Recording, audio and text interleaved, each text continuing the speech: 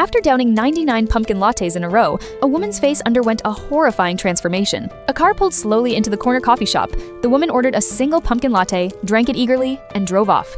But as she finished the last drop, her face began to twitch uncontrollably. She circled the block and found herself back at the same shop. Seeing the advertisement for the pumpkin latte, an intense craving surged within her. She wanted another one.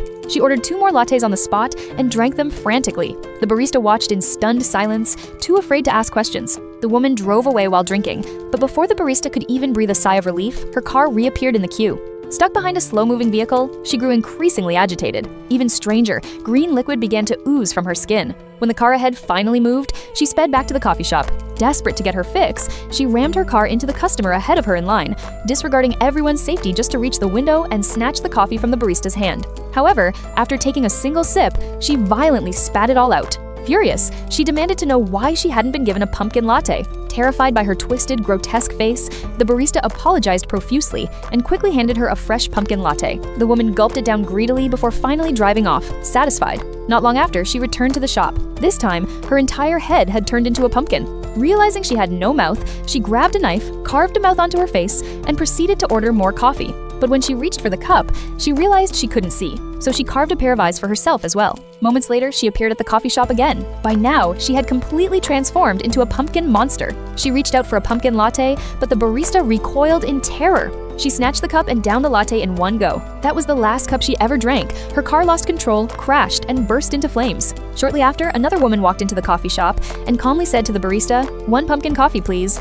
This world is utterly bizarre. Every night before going to bed, people have to take out their brains and soak them in water. Once their brains are removed, they feel overwhelmingly exhausted and have no choice but to head to bed. After everyone falls asleep, the angel who collects brains slips in through the windows. He opens his sack and starts stuffing the brains inside, only to find the bag is already full. No matter what he tries, he cannot fit any more in. With no other options, the angel tucks the leftover brain into his pocket. Back at his headquarters, he hands in all the collected brains, clocks out, and gets ready to head home and rest. Just as he reaches for his door, he realizes he forgot to turn in the brain in his pocket. Terror washes over him, for keeping a human brain privately means facing severe punishment. To avoid being caught, he shoves the brain into his own head temporarily. The next moment, his body begins to change. The world, once black and white, is suddenly filled with vivid colors. What frightens him even more is that he sees someone openly robbing people on the street. Panicked, he yanks the brain out at once, only to see the supposed robber is just a man sleeping by the roadside. He repeatedly takes the brain in and out to figure out what is happening,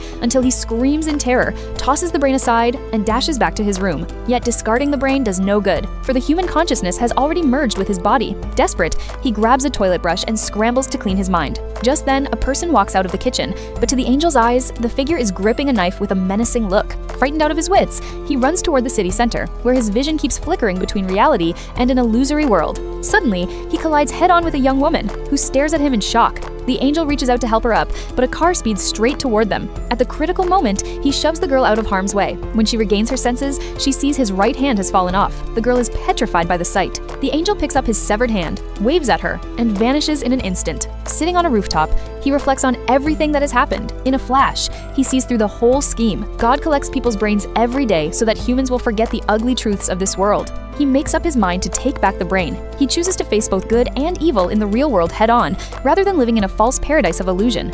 I've never met such an incredibly lucky girl. It was still raining when she headed out, but the moment she took her first step, the rain stopped. She looked down, intending to step in a puddle, only to find it completely covered by a newspaper. As she passed a lottery shop, a grand prize was drawn right then and there. Wherever she walked, withered flowers perked up one after another. Birds flew over, carrying garlands and chasing after her to present the gifts. The boy, by contrast, was born with terrible bad luck. No sooner had he stepped outside than a door sign fell and hit him on the head. He had just opened his umbrella when the sun came out. A strange gust of wind pushed him along the road, and the mirror cracked the second he looked into it. One day, the lucky girl accidentally bumped into the unlucky boy, and he fell for her at first sight. The girl reached out to help him up, but he shook his head and turned away. He didn't want his misfortune to rub off on her. After he left, the newly bloomed flowers behind them withered in an instant. The girl glanced down and noticed an unexplained wound on her hand, and a strange feeling welled up inside her. The boy stumbled a few steps and tumbled into an unattended trolley. The vehicle suddenly sped forward and raced downhill, carrying both of them along. His bad luck triggered a string of accidents that blocked the entire road,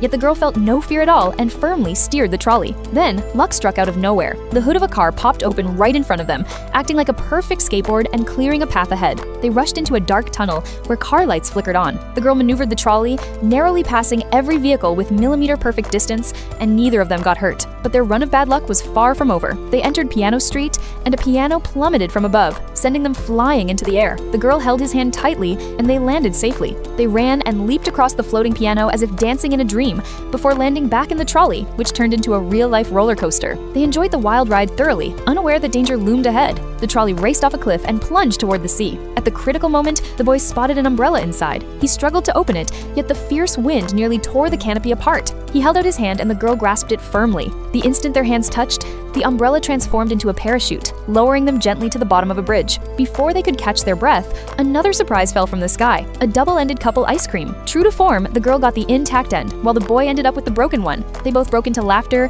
and the whole world seemed to soften around them. The fox had a treasure cave filled with endless big fish. The wolf outside the cave was drooling with greed. He visited the fox many times, hoping to learn the secret of catching fish. Little did he know, the fish were not caught by the fox. The fox stole them from passing fish trucks. At first, the fox tried to send the wolf away with 2 small fish, but the wolf insisted on learning and refused to leave. The fox had no choice but to teach him a so-called fishing skill. That night, the fox took the wolf to a frozen lake.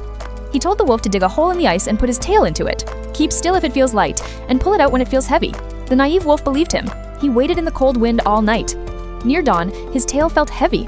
Thinking he had caught a fish, he pulled hard, only to find his tail frozen in the ice. Just then, some women came to wash clothes by the lake. They found the wolf and beat him with wooden sticks. To escape, the wolf tore his tail off and fled in a sorry state. The injured wolf met the fox, who was taking a walk after breakfast. He grabbed the fox and held him responsible for his lost tail. The fox argued, "It is not my fault. Your tail smells so bad that even fish stay away." To comfort the wolf, the fox said he knew a place full of chicken legs. The wolf trusted him again. Late at night, they sneaked into the village and entered a barn full of chicken legs. The wolf ate greedily and let his guard down. The fox stayed cautious. After eating enough, he slipped out. As soon as he left, he shouted loudly, waking up the whole village. Villagers rushed into the barn and beat the wolf. The fox watched from aside. Knowing the wolf would come to settle scores, the fox made a plan to protect himself. He jumped into the icy river until his body turned purple, then rolled in hemp. Ice formed all over his body, making him look badly hurt. Seeing the fox in worse shape, the wolf let go of his anger and carried him home. The fox was pleased that his trick worked. When they reached the cave, the fox jumped inside. The wolf caught his hind leg. The fox lied, "You are holding a tree root, not my leg." The wolf believed him once more. After that, the fox stayed in the cave and lived on stored food all winter, never coming out. The wolf waited outside for 2 months, suffering from hunger and cold. In the end, he went back to the forest dejectedly. The wolf finally learned, you can only rely on yourself.